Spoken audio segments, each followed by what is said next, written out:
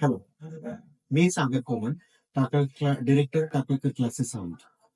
तर आता recently 10th आणि 12th चे रिझल्ट्स लागलेले आहेत. त्यामध्ये प्रत्येक क्लास तुम्ही ऐकलं असेल की क्लेम करतात की आमचा 100% रिझल्ट आहे. तर 100% रिझल्ट येणं म्हणजेच क्लासची परफॉर्मन्स किंवा त्याची चांगली प्रोडक्टिव्हिटी असं आहे का? तर आम्ही सांगतो की नाही.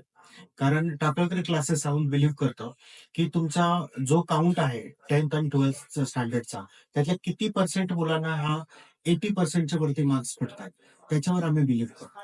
किती मुलं अशी आहेत, की जे पहिले 40% to 45% पर्यंत होते आणि ते कुठेतरी 15% to 20% ची इन्क्रिमेंट आलं त्यांच्या पर्सेंटेजमध्ये. तर आम्ही याच्यावर वर्कआउट करतो. तर आम्ही याच्यावर वर्कआउट करण्यासाठी कोणकोणत्या गोष्टी करतो त्याही महत्त्वाच्या आहेत.